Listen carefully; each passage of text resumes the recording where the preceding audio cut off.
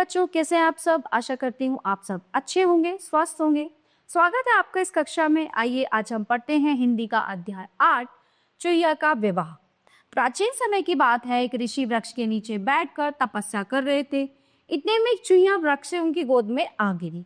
वो डर से कांप रही थी क्योंकि एक कौवा उसे खाने के लिए पकड़कर ले जाना चाहता था। ऋषि को उस पर दया आ गई और उन्होंने उस चुहिया को अपने तप के बल से एक छोटी लड़की बना दी। लड़की का नाम उन्होंने सुकन्या रखा। धीरे धीरे सुकन्या बड़ी हो गई। ऋषि उसका विवाह एक अच्छे योग्य वर से करना चाहते थे। उन्होंने सुकन्या से ही अच्छा वर खोजने को कहा।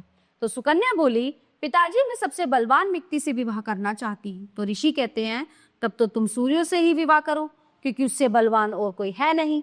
सुकन्या को सोचकर, किंतु पिताजी सूर्य तो बादलों से डरता है, बादलों को देखकर वो छिप जाता है।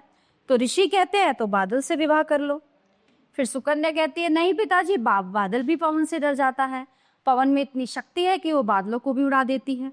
ऋषि, अच्छा तो तुम पवन से विवाह करना चाहती हो? सुकन्या, है पिताजी, पवन को तो पहाड़ रोक लेता है। शायद पहाड़ ही सबसे शक्तिशाली है, बलशाली है। तो ऋषि, फिर बात पक्की हो गई ना, मैं पहाड़ से ही तुम्हारे विवाह की व्यवस्था करता।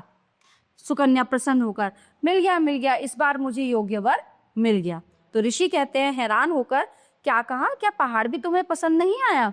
अब किसको चुना तुमने? सुकन्या गर्व से फूलकर, पिताजी पहाड़ से भी बलशाली है। क्या वह आपने देखा कि इतने बड़े पहाड़ को भी चूहा काट लेता है? मैं तो चूहे से ही विवाह करूंगी।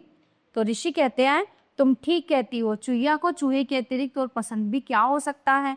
ऋषि ने सुकन्या को फिर से चूहिया में परिवर्तित कर दिया और उसका विवाह चूहे के साथ कर दिया। तो प्यारे बच्चों, ये पाठ यहीं पे समाप्त होता है। आशा करती हूँ आपको बहुत अच्छे से समझ आया होगा। मिलते हैं अगली कक्षा में। धन्यवाद।